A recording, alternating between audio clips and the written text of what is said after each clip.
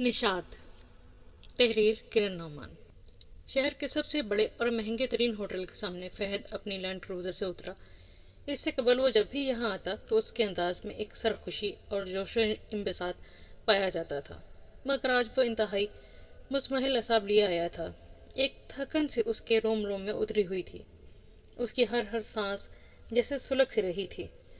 माथे पर गहरी शिकने और भेजे हुए होंठ उसके अंदर की बेचैनी के गमास थे। उसने गाड़ी की चाबी गाड़ी पार्क करने के लिए होटल के मुलाजिम को थमाई और खुद होटल के मुख्तलिफ राहदारियों से गुजरते हुए उस हिस्से की तरफ आ गया जहाँ लोग शराब नोशी का शुगल करने आते थे। वो भी अक्सर बिश्तर यहाँ शुगल के लिए ही अपने दोस्तों के हमरा आता था, मगर आज वो अपना गम गलत करने के लिए तन्हा आया था। ये गम ऐसा था कि उसे इसका बोझ तन्हा ही उठाना था। गैरत और अहमियत के दुख जब तक इंसान के अंदर दफन रहें तो अजाब में मुब्तला रखते हैं, लेकिन अगर जबान से बयान हो जाएं तो कोठों चढ़कर इंसान को इज्जत की बुलंदियों से धक्का दे देते हैं। फहद की ये दुख भी ऐसा ही था जो वो चाह कर भी किसी से बयान नहीं कर सकता था। बार काउंटर पर बैठते ही उसने कलाई पर बंधी घड़ी में वक्त देखा और अपने लिए विस्की का ऑर्डर दिया। एक पैग, दो पैग, और फिर वो पैग पर पैग चढ़ाता ही चला गया। कसीर शराब नोशी ने उसके वजूद में हलचल मचा दी थी। अमूमन वो इतनी ज़्यादा मिकदार में शराब नहीं पीता था, मगर आज वो भूल जाना चाहता था वो सब जो उसने देखा और महसूस किया था। मगर शक और शीशे में आया बाल कोई कब दिलो दिमाग से निकाल पाता है। उसके दोस्त वो इसने कितनी ही बार उससे कहा था कि ज़्यादा से ज़्यादा वक्त अपनी बीवी के साथ बिताया करो। औरत को दौलत और तन्हाई मैसर आ जाए तो फिर वो शौहर से दूर रहना ज़्यादा पसंद करती है, मगर फाहद ने तवज्जो नहीं दी। उसे हमेशा मुइज़ की ये बातें बचकाना ही लगती रहती। वो हमेशा इस एहसास में मुब्तला रहा कि मादियत से भरी जिंदगी ही औरत की असल चाह है। घर और बच्चों की ज़रूरियात का वक्त पर पूरे होते रहना ही उसे मुतमईन रखता है। लेकिन आज उसे अपने गलत होने का एहसास हो रहा था। कोई इसके अंदर कह रहा था कि उसे अपनी बीवी को कड़ी निगाहों में रखना चाहिए था। अगर वो ऐसा करता तो आज उसकी बीवी उसके ही कज़न के साथ मुंह काला ना करती। उफ, कितनी मासूमियत से वो उसे धोखा देती रही और वो जान ही नहीं पाया। एक पैग और, उसने कदरे जोर से बार वो एक मुखातिब किया। उसे वो दिन याद आ रहे थे जब उसकी माँ शहला को बड़े चाव के साथ ब्याह लाई थी। इन दिनों भी वो अमीर थे, मगर दौलत और किरदार संभले हुए थे। शहला उसके मुकाबले में ज़्यादा अमीर बाप की बेटी थी। उसकी शहला से जान पहचान यूनिवर्सिटी में हुई थी। उसने कोई लंबा चौड़ा अफेयर नहीं चलाया था। शहला उसकी वजाहत से मुतासिर थी, इसलिए फ़ौरन ही मामला रिश्ते तक पहुंचा और फिर जल्द ही शादी हो गई। बहुत से नए कॉन्ट्रैक्ट्स उसके वालिद के तवस्सुत से फहद को मिले थे। उसके बाद ना दौलत संभली थी ना किरदार।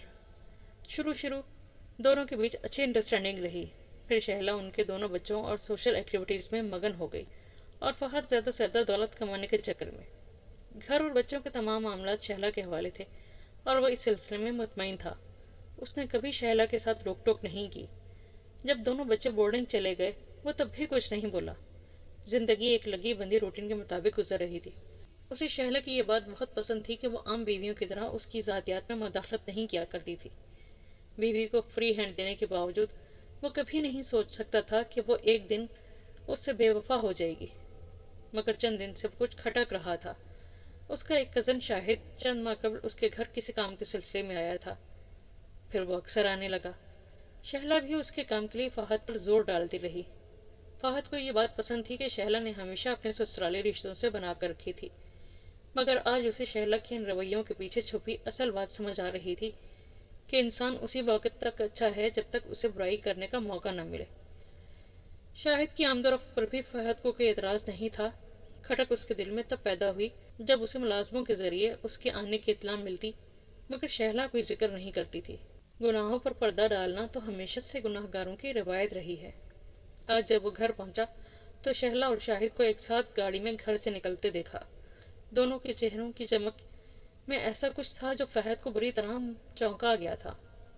मर्द के दिल में शक की खिड़की खुल जाए तो मामूली अंदाज भी खास दिखाई देने लगते हैं, इसलिए फहद को दोनों के साथ बैठने का अंदाज भी नाजायज़ महसूस हुआ था। वो खुद को दोनों को पीछा करने से रोक नहीं पाया और फिर साहिल समंदर पर दोनों को लहरों के बीच اٹکھیلیاں کرتا دیکھ کر اس کے دل نے شک پر یقین کی مہر ثبت کر دی۔ اب وہ بار میں بیٹھا شدت سے سوچ رہا تھا کہ اس کی بیوی اس سے بے وفا کیوں ہو گئی؟ آخر کیا کمی تھی اسے؟